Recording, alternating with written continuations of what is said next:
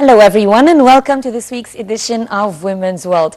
Today we will be very honored to host Dr. Maggie Nassif. She is the Executive Director of Fulbright here in Egypt, and she will be talking to us about the importance of scholarships and the role of Fulbright here in Egypt, more than 60 years, and also will be featuring a special report about the third round of the economic conference that is entitled Women Partners of Success that kicked off yesterday in Cairo, and it is going to continue until the 23rd of February. We'll be bringing you exclusive interviews in this regard, but first we're going to take a look at the press.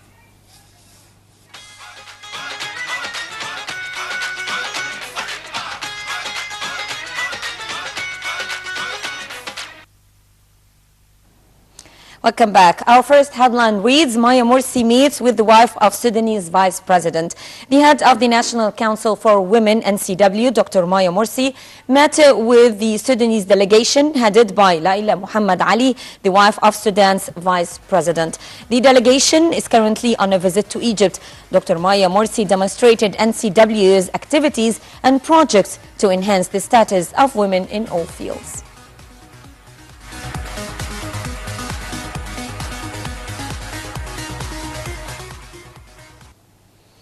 Maya Morsi congratulates women ministers in the new cabinet reshuffle. Following the latest cabinet reshuffle, the head of the National Council for Women, Dr. Maya Morsi, congratulated Dr. Hala Said, the Dean of the Faculty of Economics and Political Science, for assuming the post of Minister of Planning and Administrative Reform, and she also congratulated Dr. Sahar Nas, Minister of Investment and International Cooperation, as well as Gheda Wali, Minister of Social Solidarity, for maintaining their ministerial posts and proving competence in the past period.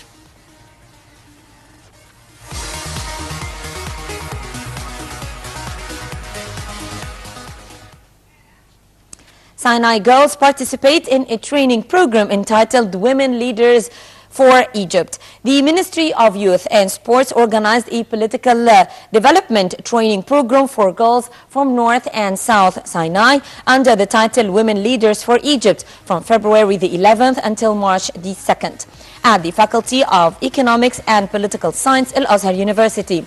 50 girls from South and North Sinai are taking part in the program.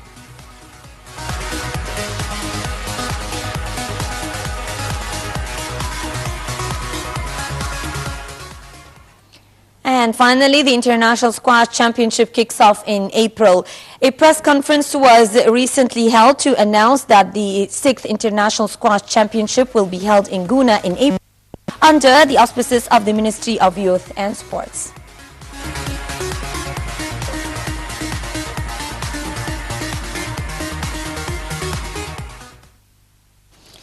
Welcome back. The third round of the economic conference entitled Women Partners of Success kicked off in Cairo and Abu Simbel starting from the 18th until the 23rd of February to discuss means of increasing the investment opportunities concerning the small and medium-sized projects. And the conference also tackles a number of issues, including the positive role of Egyptian women in the economic process. On the sideline of the conference, Now TV's correspondent Nada Ibrahim conducted the following interview with Minister of International Cooperation and Investment Sahar Nas, as well as the head of the National Council for Women, Dr. Maya Morsi.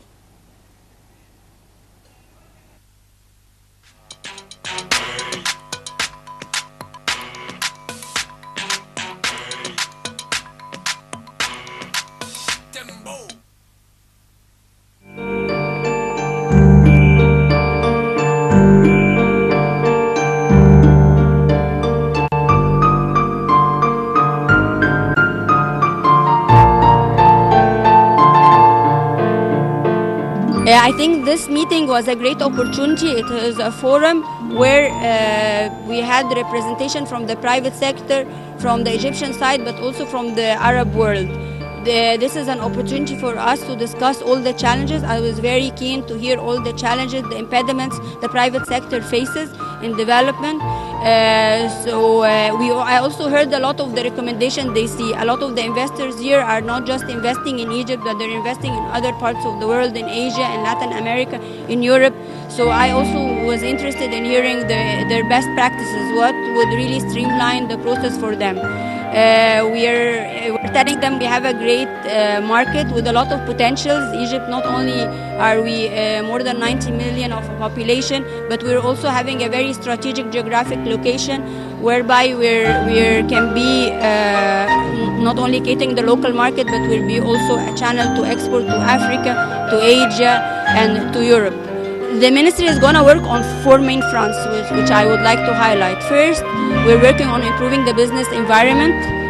We're trying to streamline all the procedures that take a bit of time, all the cumbersome and bureaucratic red tape. That's something we're keen on addressing. I already had a meeting with all the team and the representation from the ministry to see how we can handle that. The second front is improving access to finance. We want to give women, I always say it's not equality, but it's more giving women the equal opportunity. Women has to get an equal opportunity in getting access to finance. So we're going to put a threshold. 50% of the loans need to be allocated to women. Of course, this assumes that the projects are bankable, so it's not directed lending in any way, but it's also giving them a chance to contribute.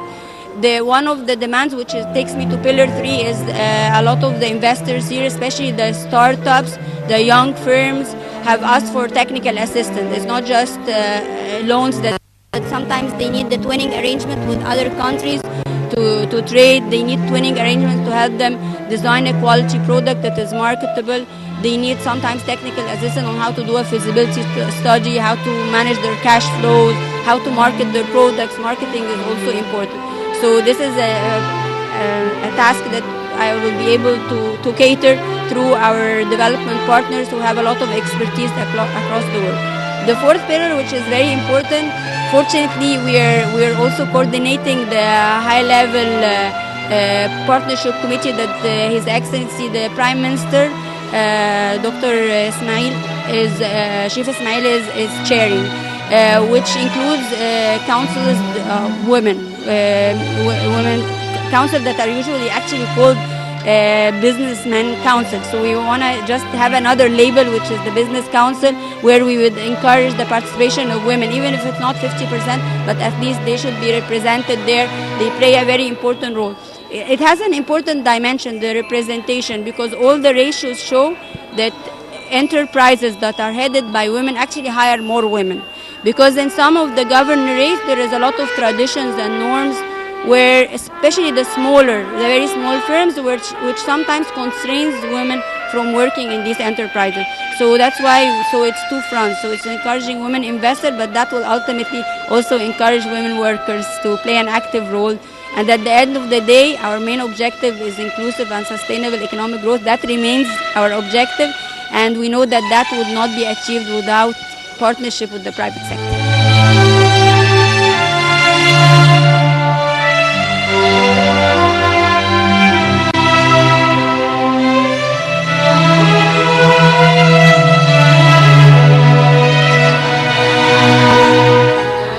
I think this meeting is extremely important. This is the 3rd year round to convene the meeting in the League of Arab States, led by an Egyptian NGO for businesswomen, having women from businesswomen from all the Arab countries. We have right now 18 Arab countries represented in this meeting. It's extremely important to have cooperation between the businesswomen, and also to discuss the challenges, the obstacles that they are facing. Having common challenges would help in pushing certain politics and certain policies on economic empowerment level. We are requested having a one-stop shop for women, businesswomen in Ministry of Investment. We're requesting having a percentage of the small and medium enterprises targeting women, and for Egypt targeting Egyptian women. I think having this on the negotiation table would push for more and more women in the business sector and the small and medium enterprises.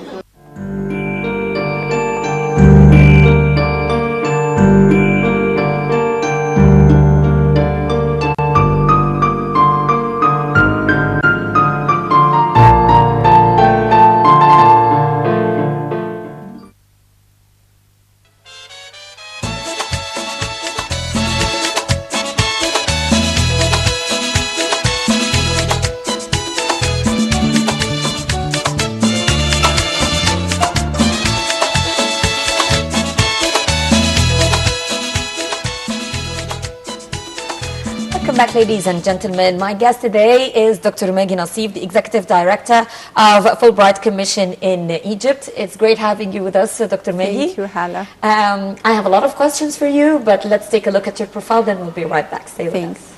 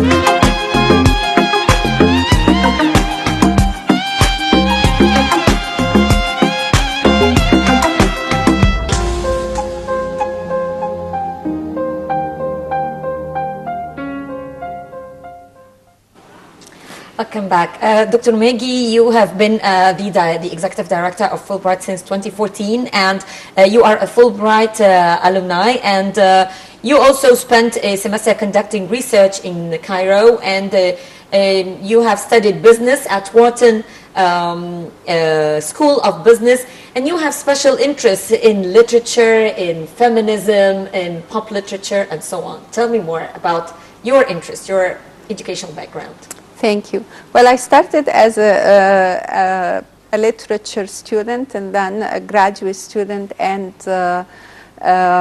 junior faculty of literature, comparative literature, and had an interest, like you said, in women's studies. When I left to the States, that was before I finished my PhD, I started teaching there and started getting involved in projects that were federally funded through the U.S. Department of Education, and started working with business students. So I started taking business classes. Because it's very difficult to shift from literature to business. I mean, totally different disciplines. In certain ways, they are very different because it's more goal-oriented. Yes. So when you had a project, you set a goal. You have to set like milestones where you go from to benchmark your success. You have to understand your tools. You know, the team you are managing. You have to learn how to manage people. And how to achieve results. So it's a very goal-oriented process. But the people management aspect of it is actually something that you learn from the humanities, you know, to have an insight, to stop and think about backgrounds of people, how to communicate, how to, you know, how to get your message through, how to read people. That part is actually has an overlap with humanities. So that, in that sense, my training in literature helped me. That's great. Okay, now you are the Executive Director of Fulbright Commission in Egypt. Tell me about the role Fulbright has been playing throughout the past 60 years. The organization has been in Egypt since 1949. So we are almost 70 years old.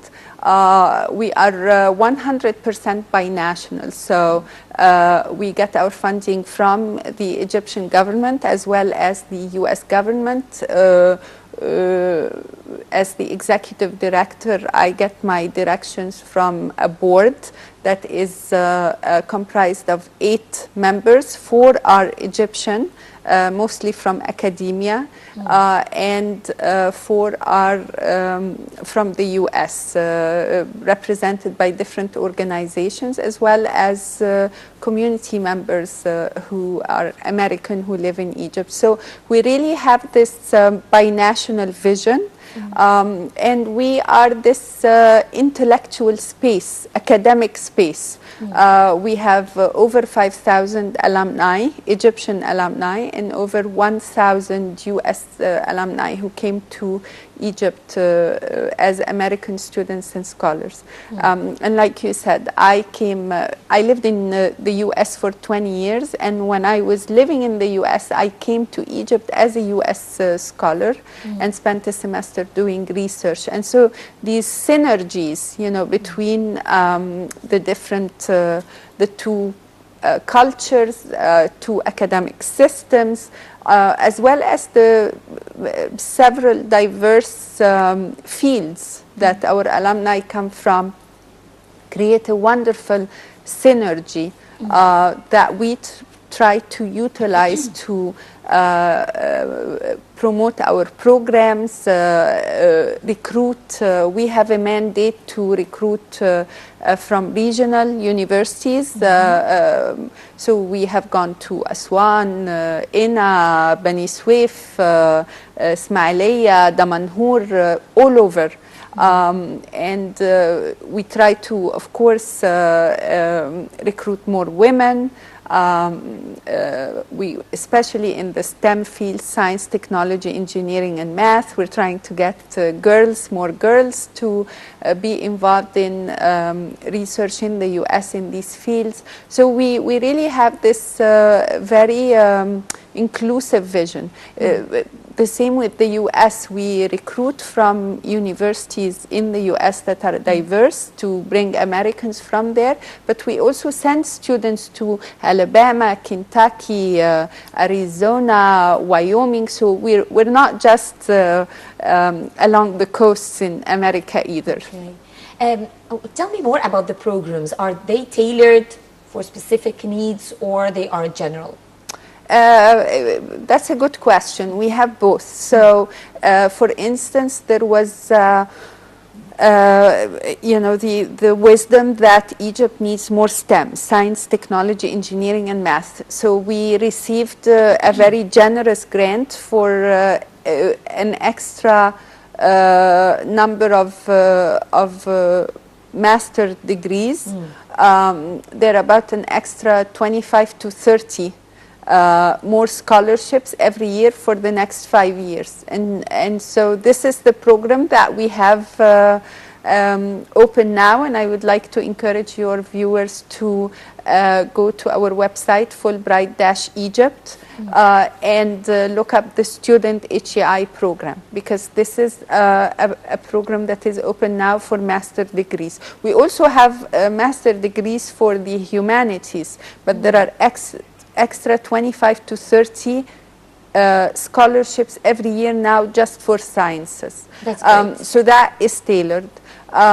We also have a program called the Hubert Humphrey program, which is for mid-career professionals, and we change the specialities every year according to the needs of you know, Egyptian institutions. This is What do you mean by mid-career professionals? I need to understand that first. Right. Well, we typically Fulbright had worked with academia. Okay. So we have programs for professors and okay. for students, graduate students. Okay. This is a program for professionals, for employees of the government, for employees of organizations Okay. like we have agriculture, communication, higher education, economic development, so bankers can apply. So that's what we mean by professionals. So they are not academic. They are in the field, they are practitioners, and there isn't really an age, there used to be an age requirement for that, to be between 30 to 50. Now there isn't an age requirement, but we still would like people to be in that range. You know, people we can send and invest in to train who are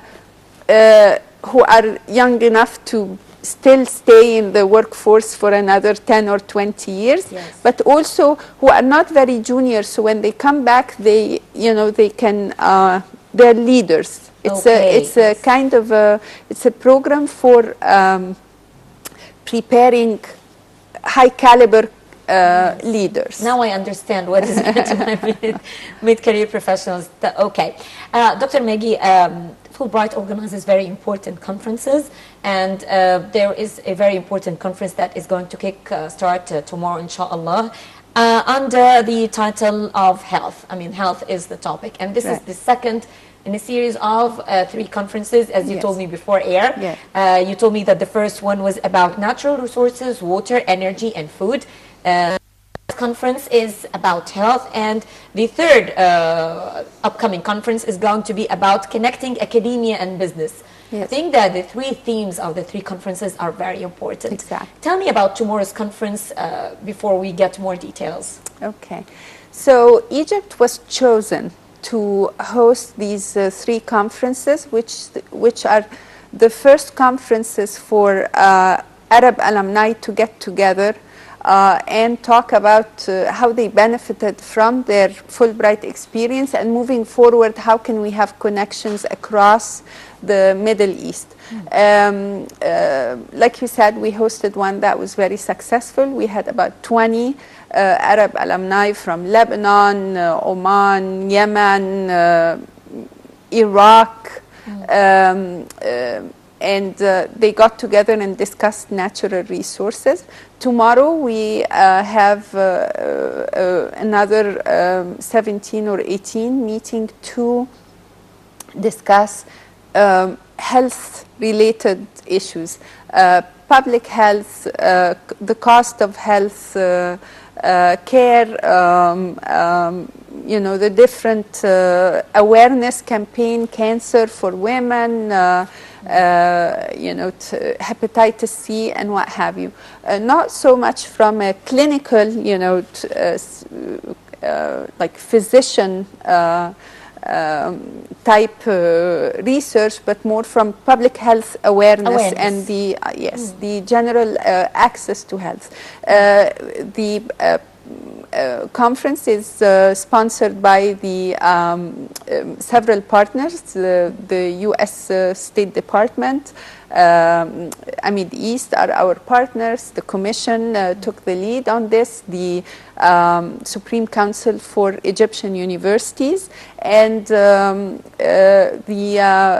gala dinner will feature Dr. Maher Rabat, former minister, and will be held under the auspices of the chair of the Fulbright Commission, Dr.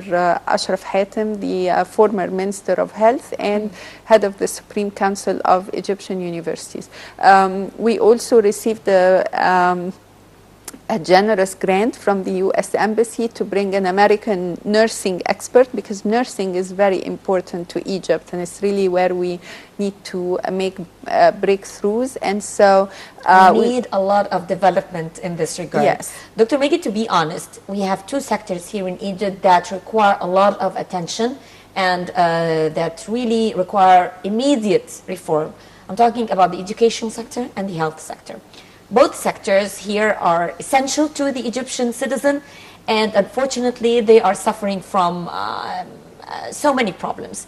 So I believe that such conferences would actually help in upgrading this type of service. Yes, yes, and really it will happen through partnerships.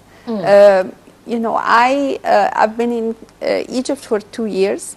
I go to wonderful events about education, and I hear the brightest and the smartest. You know, we've been blessed with so many really smart people who are taking the lead on education. It's not that we don't know what Egypt needs in terms of education. The problem is the sheer numbers. You know, the first thing you hear is that there are 22 million students in the education system. So that's really where the problem is, that there are so many students who are not qualified for the market. I mean, the market needs, there is a gap between those students and the market needs. Right. And so this is where the third conference we're hosting, where we are working with partners at MCHAM, the Egyptian Federation for Industries, you know, the Business Association in Alexandria, really working with our partners to figure out the way to do it. And like I said, the embassy has helped us bring Dr. Elaine Bond, who's the former Dean of Nursing at BYU, to talk to colleagues from the nursing community. And we held a conference with them 2 days ago. And so through these partnerships, and this is really the place of Fulbright. You know, we are an American Egyptian organization. We're binational, and we bring partners together to talk exclusively about education, about young people in Egypt and what they need and how we can help. And you know, it is not going to be very easy, but it is very rewarding, Hala. The wonderful young people we meet, the most enjoyable part of my job is to go out and to meet young talent in, like I said, Minya, Damanhur, very, very bright young people, and they just want a chance. And that's what Fulbright is doing. We're giving them these chances, you know, for fully funded programs. So again, I encourage your viewers to go look at our website. We have enjoyed generous funding, and we are really look for the best and the brightest to send to get educated in the U.S. and then come back and help Egypt continue to be a very important there place. There is a focus by His Excellency President Abdel Fattah al-Sisi on both women and youth. So perhaps recruiting women and youth, and as you mentioned, young girls. By the way, did you notice that the young girls in those governorates that you mentioned are really very smart?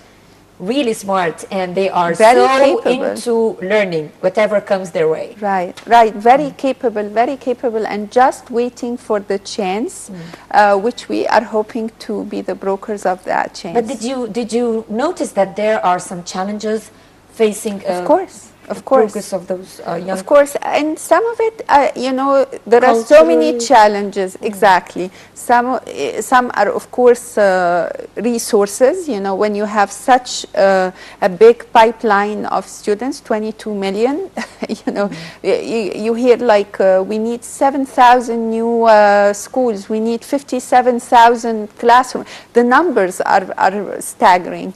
But also some of it is cultural. That's what we need to work through our alumni who come back and model wonderful examples. For instance, you know, getting more middle-class girls to go into nursing, because traditionally nursing, you know, people don't want to send their kids to nursing because they come back late, or they have night shifts and they have concerns, or they all want to be doctors. Yeah, exactly. Another issue. Or for instance, technical education. I mean, we have this wonderful new program. We're working with the Supreme Council of Egyptian Universities, and we're working with the ministry. The two deputy ministers of the higher education are actually on our board, Dr. Assam Khamis and Dr. Hussam al-Malahi. Also, Dr. Yasser Sa'r, former president of Helwan University, is on our board. And so these are people who are very much into technical education and the idea of from the lab to the factory process. And so we are working with them to